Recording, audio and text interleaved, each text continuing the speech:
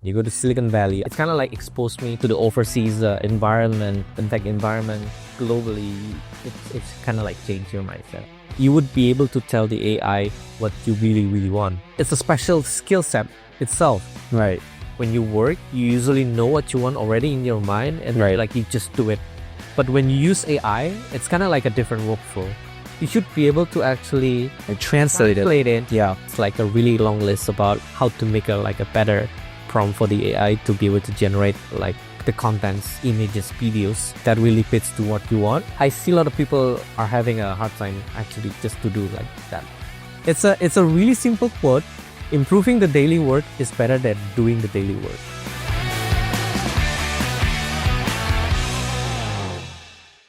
Hi guys, this is Philip. Welcome to another episode of the CTO hosted by Tech Vibe. Today we're in Jakarta, interviewing an incredible CTO by the name of Reddy. So Reddy has had an amazing career across various venture-backed businesses, and now he's the CTO of his own business called Happy Five. Today we're going to talk about his engineering career, about leadership, about AI in Indonesia, and a variety of very interesting topics. So Reddy, really great to have you on the show. Thanks for having me. Awesome. Reddy, I want to kind of begin with maybe a little bit more about your career, because even I would say among the Southeast Asia or Indonesian tech ecosystem, you've had a really amazing journey, right? Starting out in various, hyper growth companies and now building your own company. So can you take me back a little bit more to kind of when you were younger? Like, how did you get a start in engineering and what was that career like? Thank you for the question. So I think I took my university in Indonesia, right? I think there's a lot of Indonesians who work at Facebook in Silicon Valley companies a lot. But I think I took a different path. I started from Indonesian, never work or even study overseas before. And then I think I got lucky because I started to start learning about all of this, the technical skills that are been happening in the early tech booms back in 2011 or 2012, like learning about Ruby on Rails, how to use Ruby on Rails and Angular, etc. So I think there is a really niche, small people who could actually do that. So I kind of like dive into it, and then basically the skill become really valuable. I kind of like I was able to get the opportunity to apply or being reached out even by the Silicon Valley company, Australian companies. As an Indonesian, never worked overseas before, never actually worked with the foreigners before. I think that's the start. So acquiring this knowledge, right? Knowledge and skill set. And then I think starting from there, I joined a startup companies as well, and I started my own company. I think at the very beginning of my career, I think I've been wanting to, start my own business and everything, but I have this technical skills.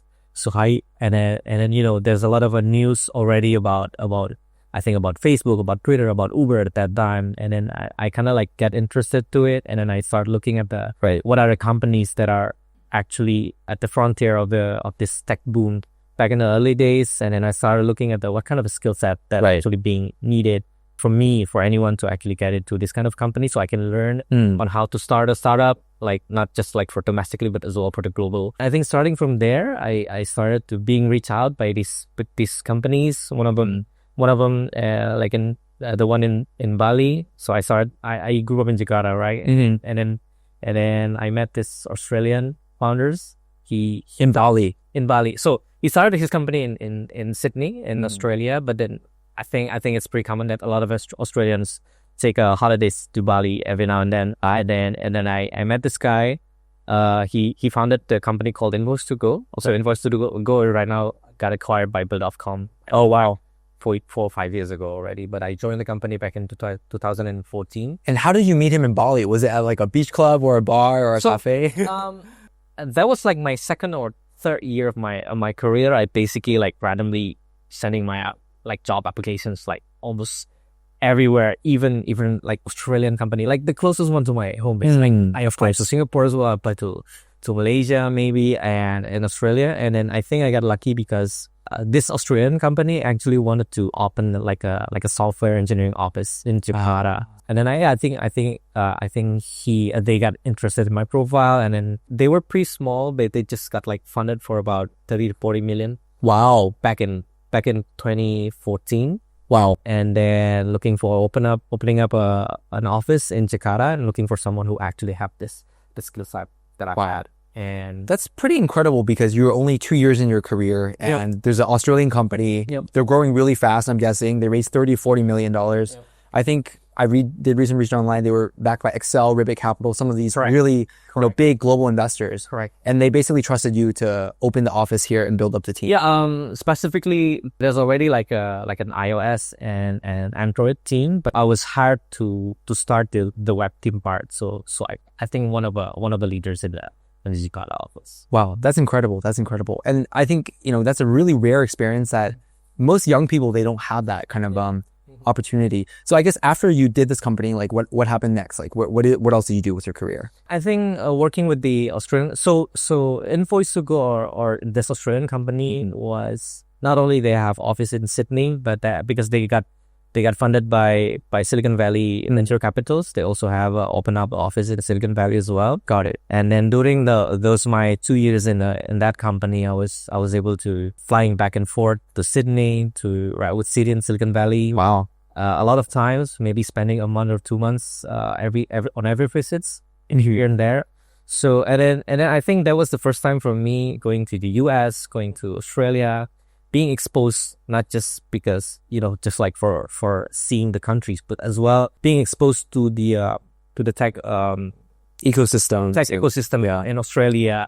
How is it different from even Indonesia or even Singapore? Not just the software engineering part, but as well how the business, how the people, the founders thinking about how to starting a startup in Australia, in Silicon Valley, and then all the tech talents. How do people see Asia? How do people see like the US market and everything? So I think the interesting part is that I was not only exposed on the technical side of how can I get better on like coding part, but as well looking at what are the great opportunities, like what are the cool businesses that has been happening in Silicon Valley. You can just like read it on an Interesting. Maybe you can open up like TechCrunch on something like on your daily basis. You open it up.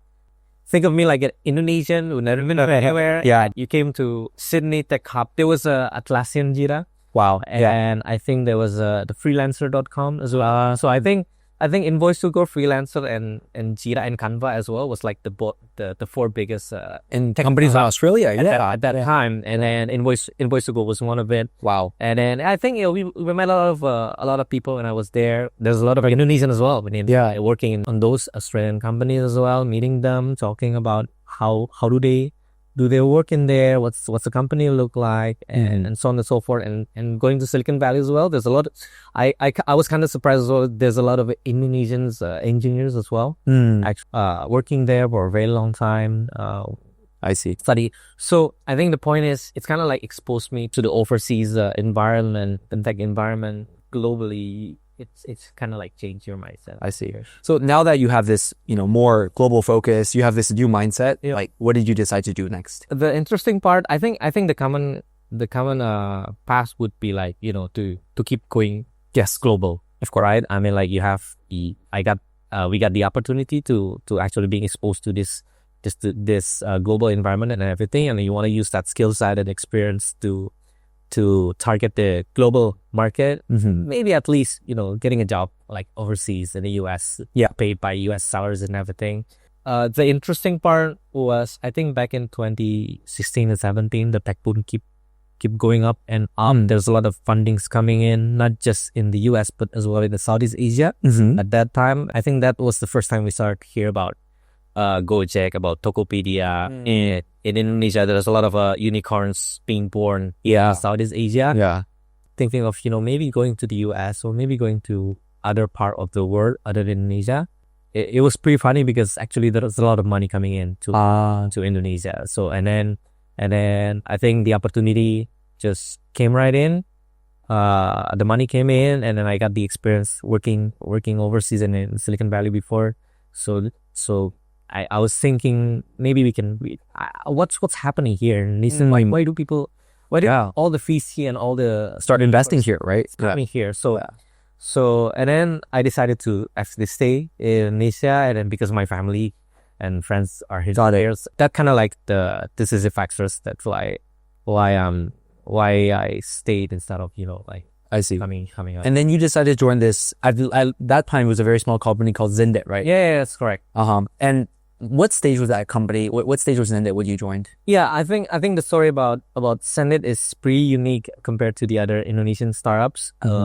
We wouldn't. I don't know if we should consider Sendit like an Indonesian startup because they actually got founded by Silicon Valley. Both are Berkeley's graduates. Like they met in Silicon Valley, and then they were YC competitors in the early days. And then the funny thing is that back in the YC, this is the story that Moses and Bo, the founder of the company, actually told. Just not me, but everyone. Yeah. One of a mentor YC combinator called his name is Justin Khan, actually. Very famous guy, right? Very famous guy. Justin Khan kind of like advised these two guys instead of, they've been wanting to do like a payment I think like a e-wallet or something in the US. Okay. But then I think the market was really too tight back then, and then Justin Khan recommended or advised them to come to the Indonesian. Oh wow. Okay. To see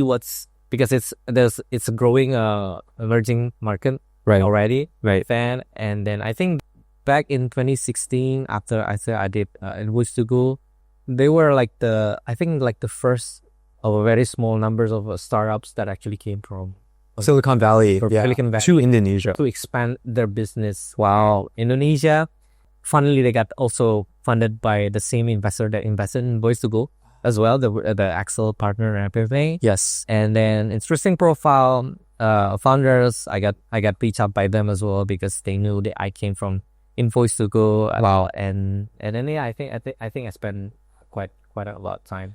I'm guessing during that time period, I mean, now Zendet is still, a very successful and very big company, right? Very. So when you joined, maybe it was like 15 employees, something like that? Yeah, I think, less than 20 people. I guess I'm just curious, what was that period of hyper growth like? I'm guessing it must have been pretty crazy. Yeah. Building all this infrastructure and everything's changing, everything's growing so fast. Yeah. I've been working with the Australian company. I've been working with some people who actually been working in the Silicon Valley environment, like hard working culture and everything. And then I see a different beast in Sendit. You work with just like 20 people under the same roof almost every day. I think we spend about 10 to 14 hours in the office every day. Wow. Even on the weekends. And then we start seeing each other, like working together, seeing how do we solve problems, like talking to customers, approaching like all these unknowns. I think the interesting part working in a startup is that you would be able to work closely with the founders. Yes. So the really cool founders, how they approach the unknowns, because there's a bunch of things that you wouldn't know and working in a startup. As I said, like my dream or my goal was to starting my own business and having this confidence, building this confidence by working closely with this the founders. Yeah. I think observing them working with them every day kind of like taught me a lot of lessons on, this is how they approach the unknowns, like problems that never been done by anyone, even the big companies before. So I think that was the most valuable experience that I had and working in this small startup. Invoice to Go, the Australian company one was only like there's been almost as big. They consist of about 100 people already working in the company. But then I came back to Sendit, going back smaller again, working with these 20 people. Some of them been working like a very experienced, but some of them like very juniors as well. It was a pretty massive experience to work with, especially with Sendit. Yeah, a lot of uncertainties. Talking to the bank, being sued by the bank, being like close, is business as usual, but then bank knows about what you're doing, and it was not legal in the beginning, right? In the beginning, and it was pretty thrilling, but I think I was grateful. I'm grateful that I got into the experience of see everything happening.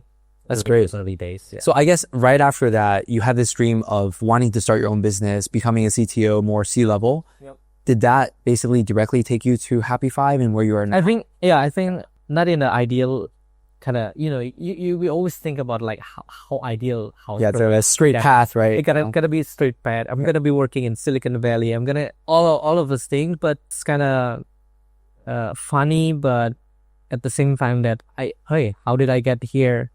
Which is a good thing. I mean, maybe it's not the path that we wanted it to be, but then all those things happening for the past maybe 10 to 15 years of your career, your life, take you here right now. Even though I didn't realize that it would happen this quickly. I thought it's gonna take me about 15, 20, but 25 years to become a CTO. Right. Like, people with beards and mustaches. I mean, you imagine people like who are more experienced. older. Exactly.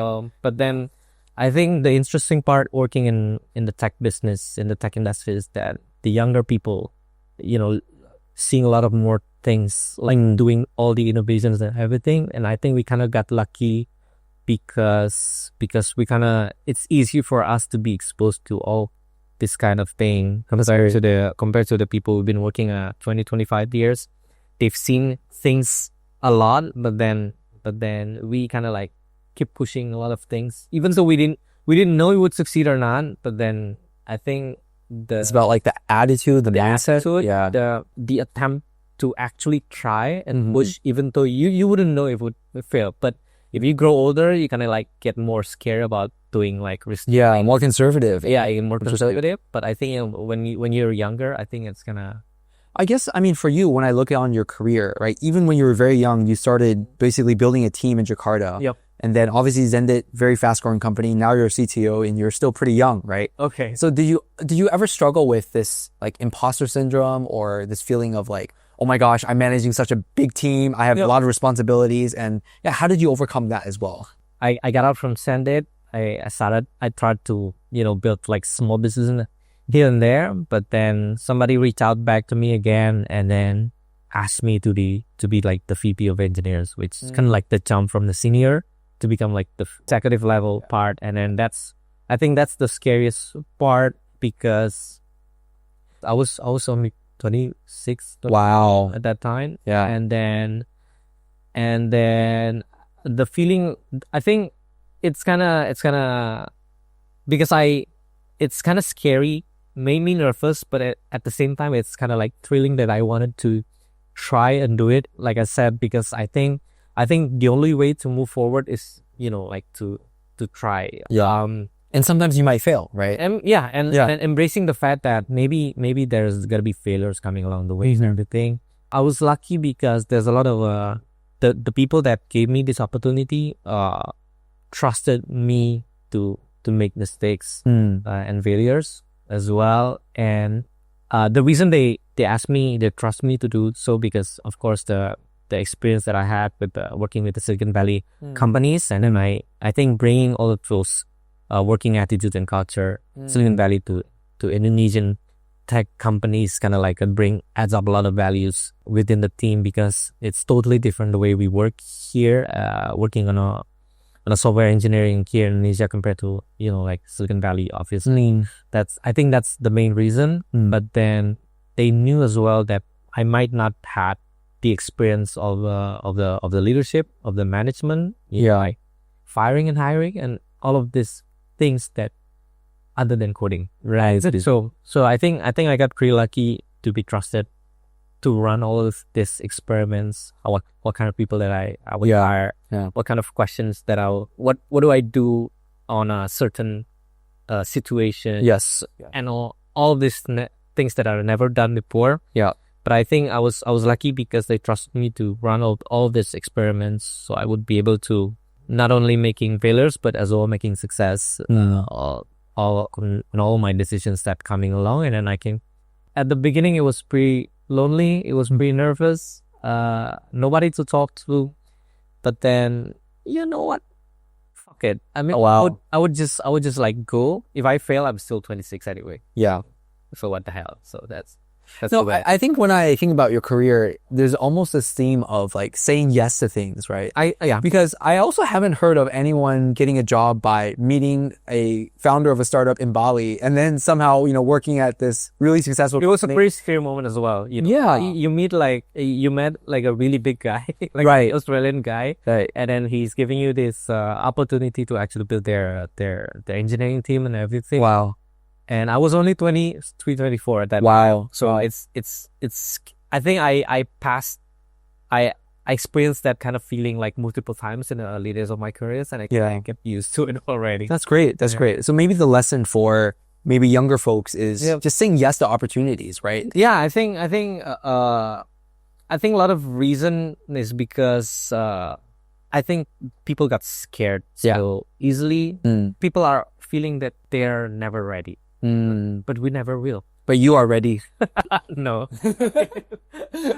But I mean, even if maybe you're not ready, but if you put yourself in the right place, putting the right skill set, working very hard, and then obviously, of course, exposing yourself to all of these opportunities, getting people to know you, what can you do and everything. I think it's as important as well. So maybe when the opportunity comes, so when somebody offers to you, say yes already, and that's great. Don't look back. I think that's great advice, not only just for engineers or CTOs, but like anyone in life, right? Yeah.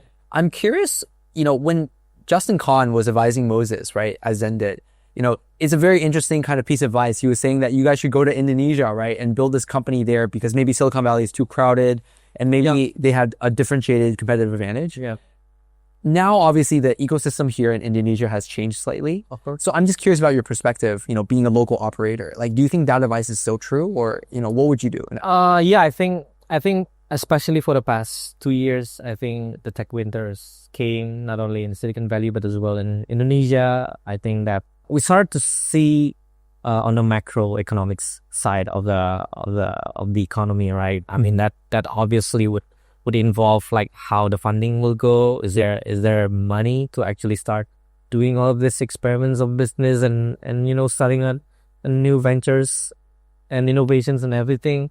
So I think the investors, like the VC, like maybe like the stock market, kind of like seeing things differently now compared to 10 years ago when Gojek and Tokopedia and all of these unicorns started. And then I think recently with all the scandals as well within the region, not only in Indonesia as well. So it's kind of different. I think what we do here is trying to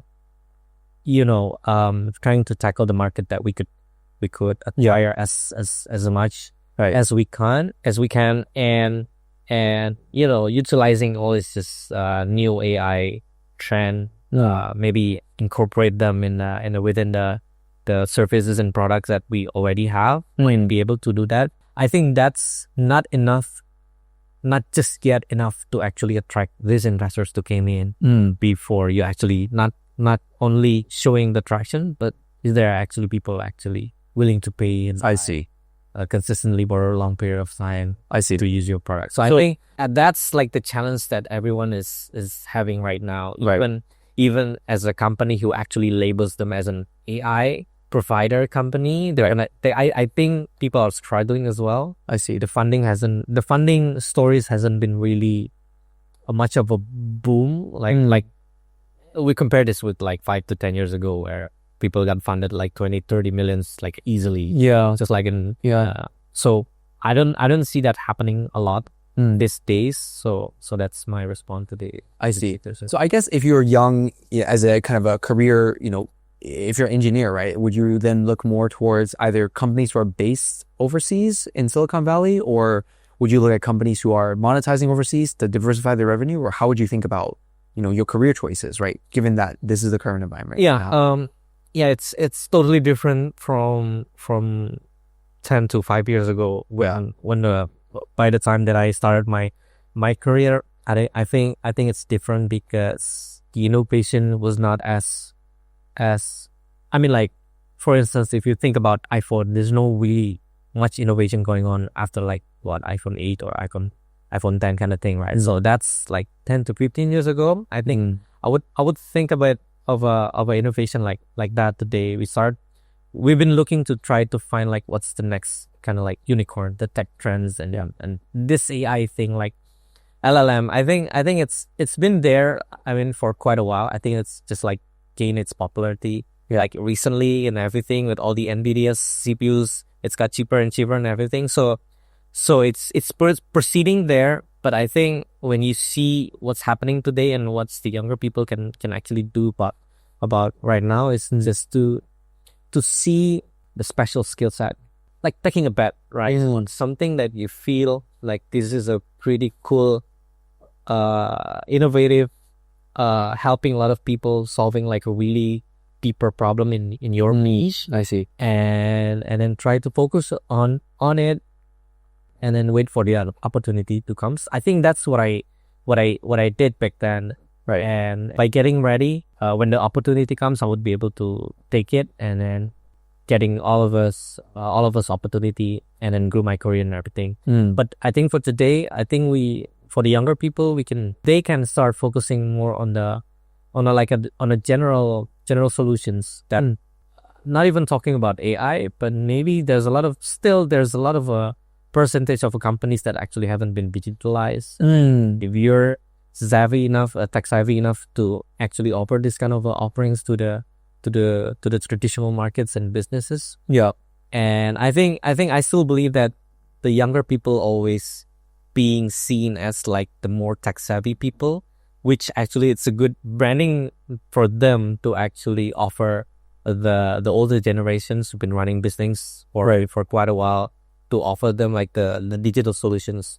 Even in Indonesia, I think that's still a huge market to do that. I mean, it's different when you go to Silicon Valley. You have to do things differently because you have to find like what's the next unicorn and everything. What's the next tip? What's the next best thing that not only we can sell it in the US but as well globally. But if you're talking about Indonesian, we're kind of like still maybe 10-20 years behind compared to the US in terms of technology adoptions within like the small and medium businesses, or even like individuals. So I think there's still a lot of opportunity to do that for like younger people to see whether you can fit in your solutions and your skill set to this market.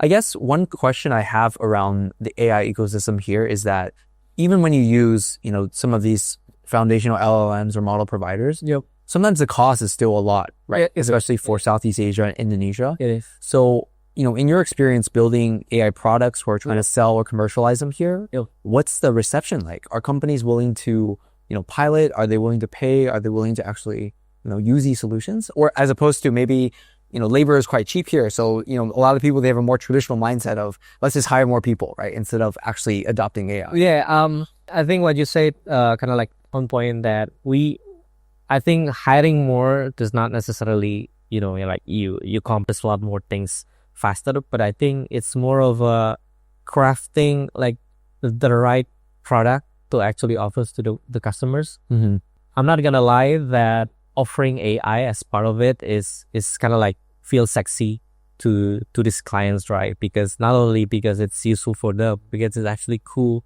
for them to actually show them to their boss and all their clients, hey, we utilize AI in our solutions, blah blah blah. So I don't know if that's healthy. You know what I mean? Like, it's not sustainable, right? Yeah. Is it sustainable? I mean, like, you can have AI, but do you actually use it, and does it actually solve your problems, making it your business more efficient and everything? Because that's the goal of all the artificial intelligence, to help work faster and everything. Of course. I hope it's not becoming just like a shiny thing, like a shoe where you buy and never use it. But I think that's just the reality in the market right now. People are responding more to the shiny object where you have the AI as part of your offerings. I think we have the experience of like we compete with the other companies that already advancing in their AI offerings, and then they kind of like win more and kind of like looks sexier to the clients, and I think that's good, but I think the tech companies should be focusing more on would that be actually helpful to the customer, like lowering the costs and adding up efficiency being more effective, and then people actually use it, and then we're actually selling not to the individuals, but we're selling to the enterprise market, to the companies, to the corporates, and then making sure the buyer maybe only like the HR team or maybe like the strategic thing. I see. But I think we want to help them, making sure that not only them looking the product is good and useful and cool and sexy and shiny and everything, but making sure that everyone below them, like the full, we're talking about 1,000 or 2,000 people using our product, and, making sure they actually can use the product, because when you use AI, you got to be really good at prompting. Right. Like defining what are the things that you really, really want the AI to solve for you. What kind of output do you really want? Yeah. And it's not as easy as people think about AI. For sure. I mean, it's pretty cool if you know how to use it, but knowing how to use it is also as important as utilizing the AI. So, and there's not a lot of people who actually writes really well, prompt really well, and we kind of wanted to help these people, like the people from the lower side who actually do all the day-to-day operations, to be able to like just like 1 or 2 clicks away to use the AI part. So I think that could be like a really sustainable added value to add to the AI offerings that got it been happening. It seems like you're saying that the companies here are actually, they're quite willing to accept AI. Yeah. But fundamentally for you guys as a company, you just really want to make sure that this actually delivers value. Correct. Instead of like, hey, this is powered by AI and everything is great. But then in reality, it doesn't actually do anything that's significant. I realized that we actually never got into what your company does, what Happy Five actually does. So maybe do you want to just give us a quick introduction about the company itself, and then So Happy Five is an Indonesian company. We built the enterprise HR enterprise talent management system, where I think if you think about talent, there's a onboarding, and then by the time you're working in a company, you do all the appraisals. You're setting up your KPI, your OKR for the next 3 months, or maybe once a year. You could actually do that, all of those things within our platform, within our service. Right. We help the HR team to manage their talent from the onboarding part, setting their KPI, and then down to do all the coaching and then annual appraisal. Yeah. And then down to succession plan. Okay. To help these talents, what are the improvement that the company could do for the employees to be able to see whether people are growing the company or not. Right. So it's got a full suite of software, like, basically. Yeah. So from goal tracking to performance management to succession plans, we kind of help enterprise doing their talent management system. Wow. I think when you look to Silicon Valley investors, a lot of them actually often recommend that, you should stick with one problem and really just focus deep onto it. Yep. It seems like you guys are actually tackling quite a wide variety of problems, right? Across the entire. Yep. Yeah. I'm just curious, like, what was the strategy behind this approach? And if you think about an HR tech, right? We kind of like include ourselves in a HR tech. If you think about HR, there's a recruitment, there's a payroll, attendance and everything. There's a whole other vertical variants about on this HR solutions, but we see that we only tackle on the talent management part, mainly like the KPI tracking and the appraisal part, which to us it feels like a little too less. We wanted to do a lot more, but we want to focus more on the talent. So I think it's quite surprising coming from a perspective that you said that we've been trying to do a lot, as you thought that we think we could do a lot more, because sometimes there's a lot of solutions coming from India, like Darwinbox, like Workdays from US. They offer like the whole broad variations of HR tools to be implemented, and we tend to compete a lot with them. I see. So then you almost need to have this ecosystem, I guess, because you're competing with them. We thought about it, and then we still, I think partially what you said is correct. I mean, like it's true that we also want to like focus on a certain part where we're really good at, which is the talent management part. We don't want I think when you do recruitment, there's already Workdays and Darwinbox. There's a lot of solutions already of that part. When you think about growing your employees, like thinking about what people have been doing for the past 1 year, are they accomplishing really well? What's the KPI look like? And doing all of this calibration and comparing between divisions and everything, we can do that in our platform. There's not a lot of even on Workday and on the bigger players, I would say they don't really go deep enough, because when we talk to the customers, to the HR who've been managing all of these talents within the company, they complain about there's not a lot of deep solutions that actually help them on that part. So we talk to many different HR leaders within the industry, not just in Indonesia, but that's what we come to the US as well, to actually find out what kind of solution that they're really looking for.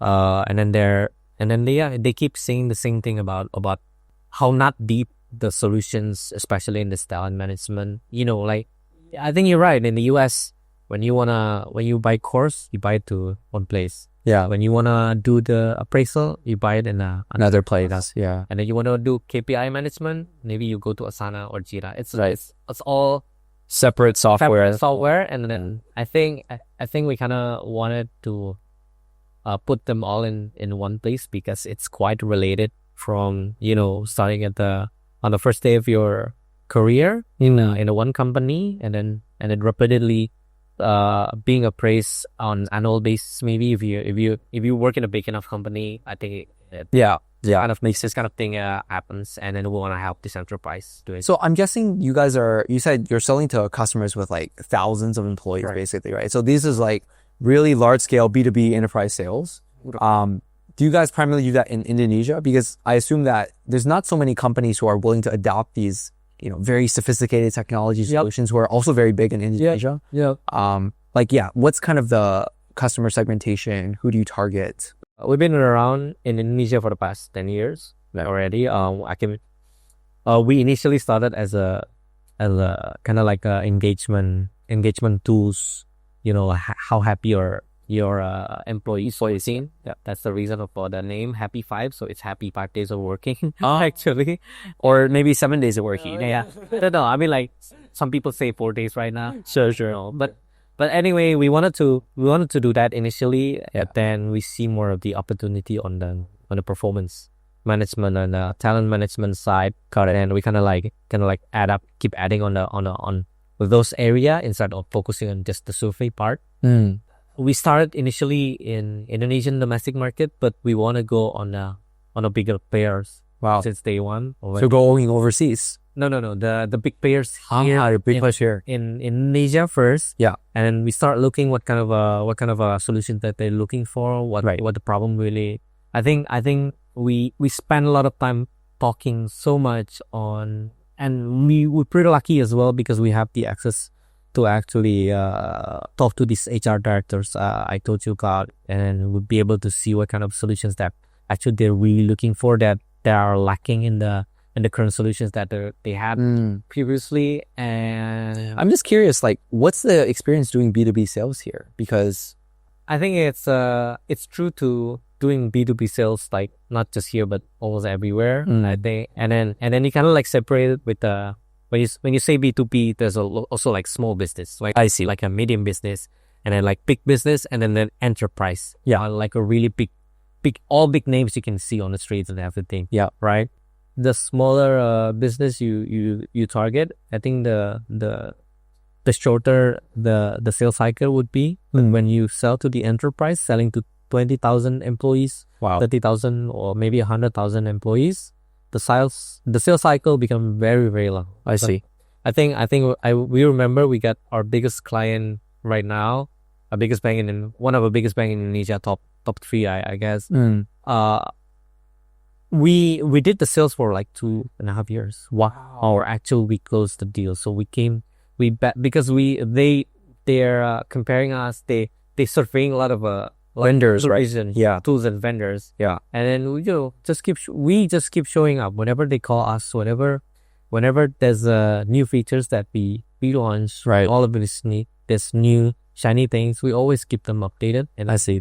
So it takes patience. I say, maybe one day they'll come and everything, and keep them being reminded of us. I think it's being consistent and disciplined about doing it. I see. To all of our potential clients, I think that's what makes it different. It's true everywhere. If you do that to all these big clients. Got it. And now, are you guys still targeting Indonesia, or are you also targeting? No. After building this product for about 10 years, we've been starting. Actually, we've been wanting to go to the global market as well. The funny thing about the company name is actually the PT Indonesia untuk Dunia, or in English I would say Indonesia for the world. So from day one, we've been wanting to have this company offering solutions to overseas clients. We want to be like the global unicorn kind of thing. Wow.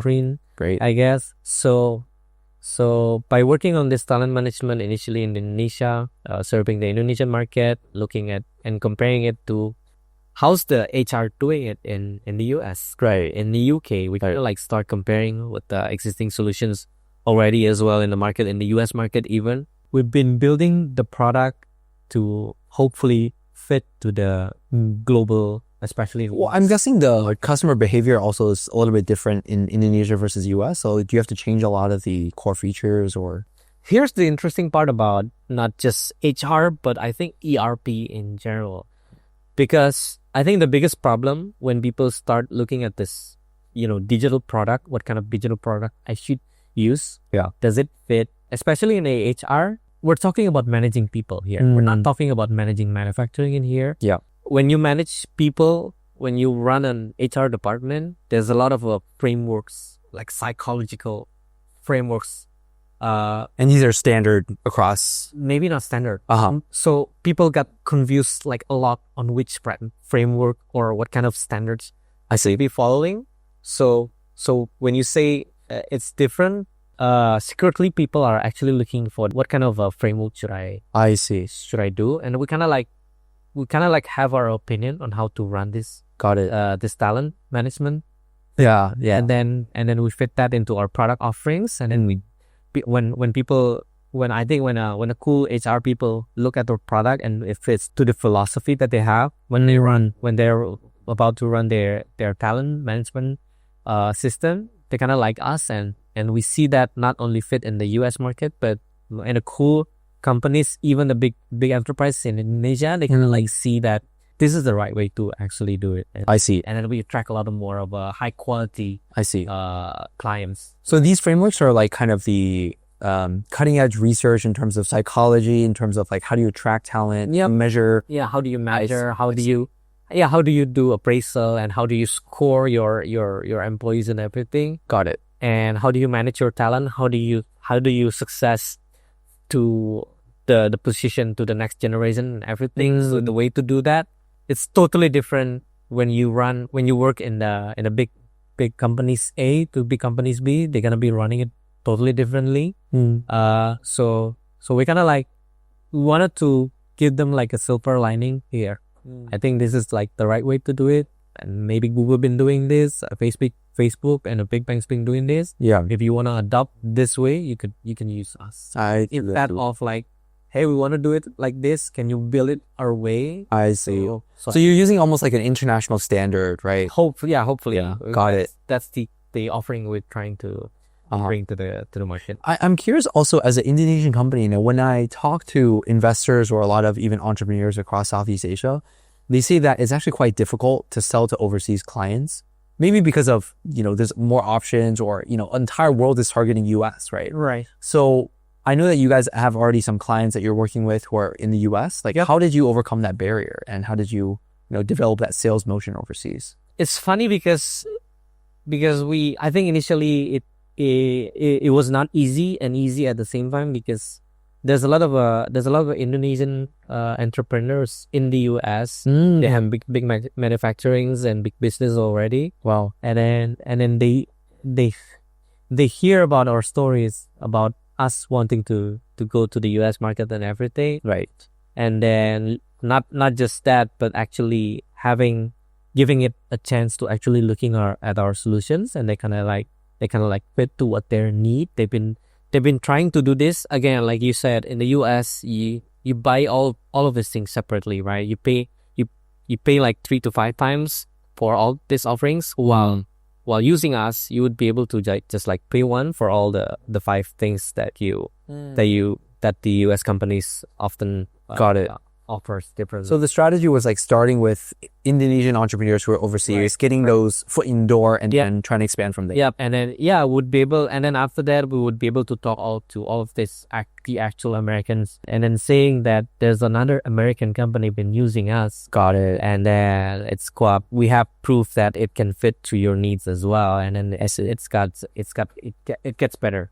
Very cool. Easier that turn. Yeah. I think earlier we talked a little bit about AI. Yep. And I think now a lot of engineers are quite nervous about AI's impact, right? Yep. Because, often, it can make you more productive, but a lot of these workflows are actually now being replaced, right? So I'm just curious for you, right? How have you seen that impact? And maybe is there any advice that you would give earlier stage engineers about the impact of AI on their own jobs? Yeah.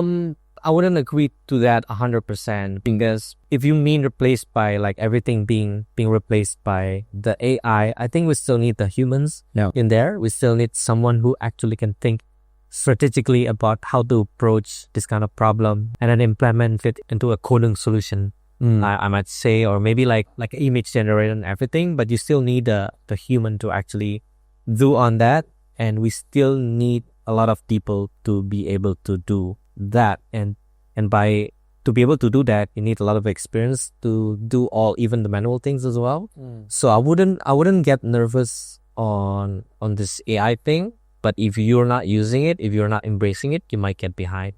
So my advice to much younger generations who actually just started in their not just in the programming roles or professions, but almost everyone.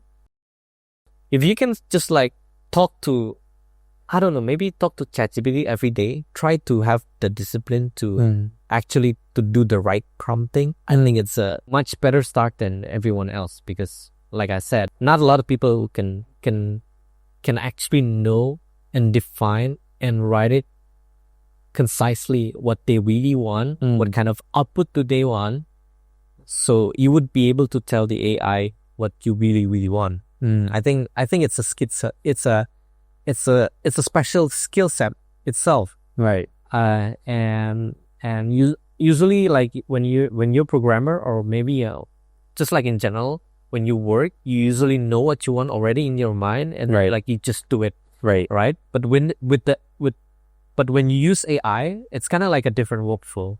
You have to know what you really want, and then you should be able to actually translate it into like a really good writings, like a really long one. If you learn about prompting in AI, it's like a really long list about how to make a better prompt for the AI to be able to generate like the contents, images, videos that really fits to what you want. And I funnily, I see a lot of people are having a hard time actually just to do like that. Interesting. So I guess if you're, when you started your career, maybe there were some certain like kind of foundational technologies that you learned, that you thought would be helpful, right? Yeah. Are there currently ones that now, other than prompting, that you think, okay, maybe there's coding tools like Cursor or GitHub Copilot or other things that you think will be, essential, absolutely essential for engineers kind of going forward to learn? People have a lot of, I think people tend to have this dream of, like, there's gotta be something else, like the computer would do the coding by itself, right? That kind of ideal AI that we've been always thinking about. Yeah. But again, when I use Cursor or maybe like GitHub Copilot, again, like I said, they still need like a really clear instructions. I see. Like clear instructions of what kind of output, what kind of things you want to accomplish. If you work coding in a really big system, like a really already tangled, complex system, and you cannot just like bring AI into it. You have to keep. We're talking about, I don't know, even as a small company as Happy Five, I think we have more than 1 million to 2 million line of codes already in our system. And then if you just like bring everything to AI, it wouldn't understand just yet unless you give it context. I see. And then maybe it's gonna take many years to actually giving training the AI and the cursor, or maybe chat, just like simply use the open AI, give it our codes, and then okay, learn something. So the next time I tell you to do things, you would know how to do it. Got it. So I think that's the ideal part, but unfortunately, it's kind of like expensive. One, it's expensive to do so. It's kind of like risky as well, because you kind of like give your code to, you don't want to give like the whole code to the open AI, right? So probably you want to build like your own open source LLM within your company. And then again, the training part is the hardest part, because we've been coding this for what, 10 years? Yeah. And then giving this to LLM, we kind of like need to give them context and what is part of code on your entire code base, basically. Yeah, and then it's if you ask me what kind of tools right now, I think digging deep on the Perplexity and the ChatGPT is just like, it's been really helpful for the past 2 years. I've been using it, but I think compared to what a lot of people say, that not a lot of people actually know how to really utilize it. I see. To become like to have the mastery to actually bring a lot of valuable things to do. So the advice would be just to be more familiar with these tools, but also go deep. Yeah, go deep and understand how to prompt, right? Understand how to communicate basically with these tools. That's fascinating. It's fascinating.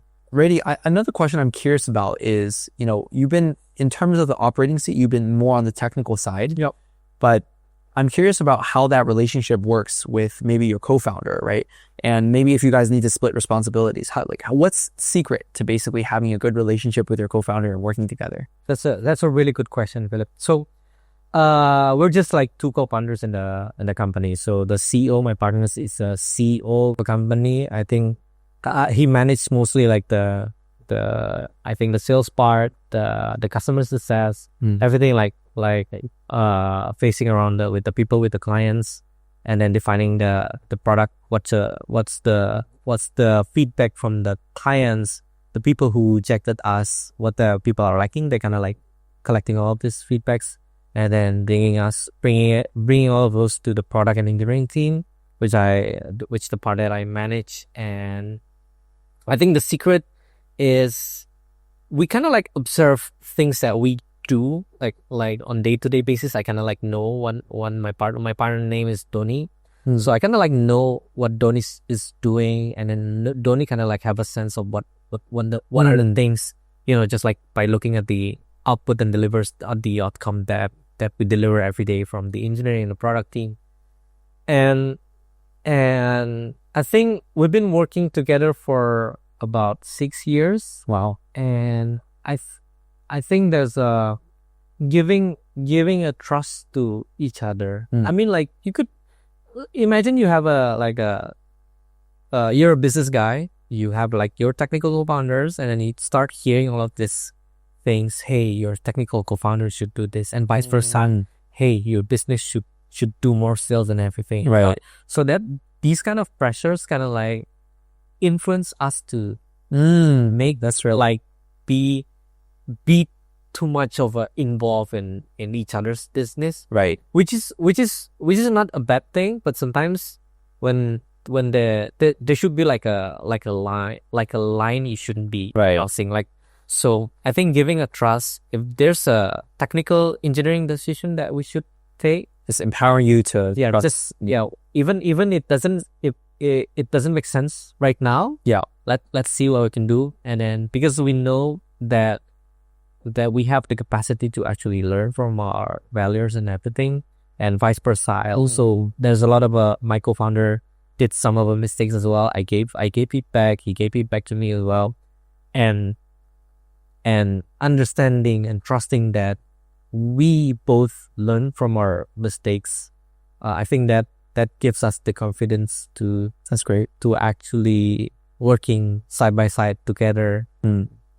even though we don't know what's happening on every day, every day of our days, Right. but I guess having this attitude kind of like give us a little comfort to keep the company running. That's great. So basically trusting each other with their own responsibility. Yep. Yeah. And then also just being open to feedback, open to learning, and maybe realizing that no one's perfect, right? Yeah. Awesome.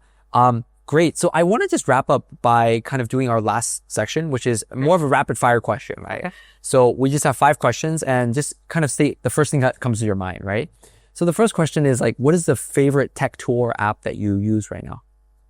I use Cloud Sonnet a lot. Anthropic, basically. Anthropic. Yeah, that's great. Second question is, if you're not doing what you are doing now, what other profession or career would you be pursuing? I would be an architect right now. Oh wow, yeah. And why is that? What's the reason? I think I think one of the reason that I get into software engineering because I like to build things. I like to set up like foundations and then like start beautify a lot of things like from the first floor to the second floor to the third floor and then looking from nothing to become something beautiful and useful, not only beautiful but as well useful for people. It's actually been interesting things for me to do. Very cool. What are you most grateful for? I'm grateful for I'm grateful for everything that happens to me until today. I think the funny thing I'm grateful because we got into like a really big problem in the family, which also like counterintuitively, if that didn't happen, I wouldn't be here where I am today. So I kind of like, I don't know if I should be grateful to that, but I think that's things that I'm thankful that it had to happen for us. That's a great attitude, just even taking problems and seeing what the bright side is, right? Yeah. What's the worst advice you ever received? I cannot remember because when it's bad, I just tend to forget it. Maybe that's also a good skill, Yeah. Actually, I want to share like a really good advice. Okay. Yeah, perfect. The best advice. I worked with the Silicon Valley managers that I used to work for in First2Go, and then I think I still apply to today. It's a really simple quote that you can keep saying it and repeat it on every day. So it sounds like this: improving the daily work is better than doing the daily work. So we can like keep working hard, like accomplishing a lot of things, but I think improving the way you work on day-to-day basis is always more important than actually doing the work. So that's kind of like implanted to my mind, like until today. Yeah, my career, not just my career, my personal life, the way I improve my relationship with the others, the way I becoming better myself. I think that's the most powerful phrase that somebody ever gave it to me. That's amazing. Yeah. I think there's Charlie Munger or Warren Buffett says you should focus on the systems but not the goals, right? Exactly. Whereby you're constantly improving the way that you do things. Yep. So I think that really echoes that advice. Yeah. With that, thank you so much for your time. I think the last question is, if people are interested in your company or maybe they're interested in checking out your software, where can people find you guys? Yeah, Happy5, you can visit our website on www.happy5.co. And then if you're interested in discussing anything I can offer to you guys, you can reach me out on my LinkedIn, Rady Sutandang, and also my Instagram. I'm quite active on my Instagram as well. So I'm waiting for you guys. Let me know if I can help you with anything. Awesome. Well, Rady, thank you so much. Really insightful conversation, and look forward to talking to you once again in the future as well. Thank you, Philip, for having me. Bye-bye.